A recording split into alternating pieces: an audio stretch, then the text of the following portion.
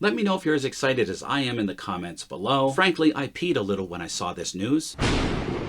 In this video, we're going to talk about my 2024 build update. We finally get a look at the red over-the-top racing stripes. We discuss remote revving, and we'll discuss the potential upcoming 2024 Mustang GT3. Let's do work. Drop a like on this video if Mustangs also make you pee a little. Hit the subscribe, share, comment, shop my Amazon storefront link below. You guys are the most excellent examples of humanity in the world! First up, an update on my build. If you haven't seen it, I'll link it below. Okay, I just got an email update on my actual build date, which was supposed to be the week of June 5th, and it's now June 12th. I'm a little concerned because as a YouTuber, I want to be one of the first to get you the S650 content, so I may end up buying one if it's available sooner, similar to what I did with my wife's Mach-E when it got delayed. Public service announcement, be warned, I did hear that getting the GT Performance package is a bottleneck in production and may slow down your delivery. If that turns out to be true and my order is delayed further, I will likely cancel my order and just buy the first one I can find on a lot somewhere. On the good news front, my salesman said I can order the Dark Horse spoiler and they'll install it for me and have it ready when I pick up the car. I do love that Dark Horse spoiler, which is much more aggressive than the GT Performance Pack one here. We at Rated R Cars think the Dark Horse spoiler on the GT will be looking hot, and I'm excited to be rocking that for the Rated R Cars fam. Okay, let's take a look and listen to the remote rev option here.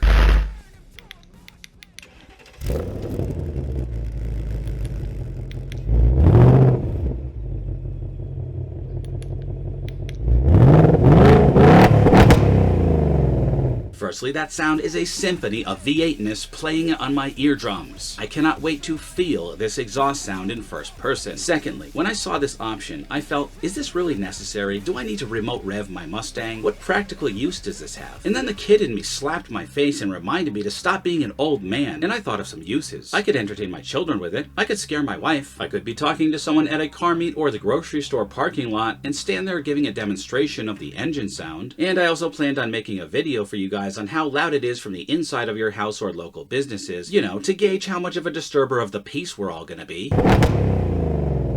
But then I got some sad news that broke my inner teenager's heart. This remote rev option is not available on the manual transmission, only the automatic. So no remote rev love for us manual shifting old schoolers, but I'm thankful Ford still made a manual option in this day and age of increased sissiness. And I'm sorry if saying the word sissiness offends you. I'm sorry for my toxic masculinity. Not really though. Get over it.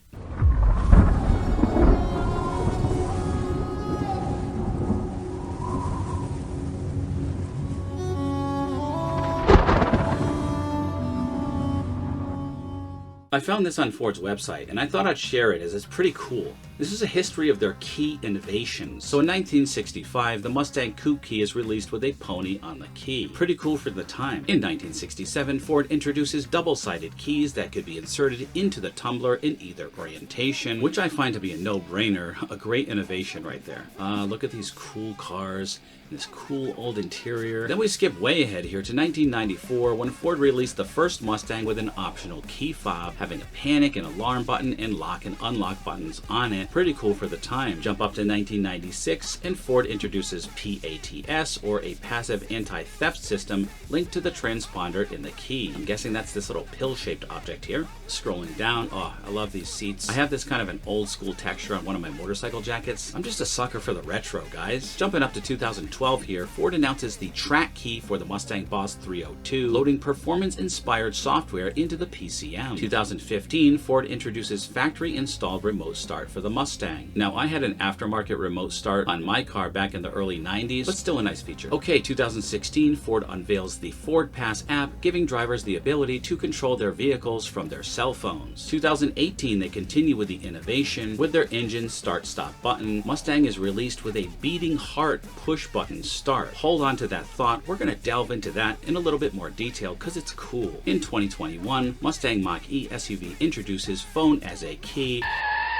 which is busted as hell. I have been stranded twice using my phone as a key. Alarms going off, police cars driving by making sure I'm not stealing the car. It's humiliating. It's a mess. Ford, Fix your stuff. I can't say the S word. This is a family-friendly channel. All right, and now in 2024, Ford's key fob adds the remote rev feature for the Mustang. Alas, it's only available in the automatic transmission, as you can read in the fine print down here. Let's read this fine print. This feature is available on all V8 Mustang models with automatic transmissions, as well as on automatic 2.3-liter models with Ford active exhaust. Now, does that mean you need the active exhaust for the V8s too, or just the 2.3 liters? I don't know. Remote rev will not be available until system reaches optimal temperature after a cold start. That's pretty cool. All right, moving on. So we talked about that 2018 engine start-stop button here. Now, I had a 2018 Mustang GT and a 2018 GT350, and I did not know this. I had this push button, and I did not know how cool it was. Let's check it out. Okay, so the pulsing start button on new Mustang beats 30 times per minute, like a heart of a resting pony. So just reading along here from Ford's website, among many updates on the new Mustang, the start button pulses red when the door is unlocked until the powerful engine is started, giving the Mustang a heartbeat of sorts.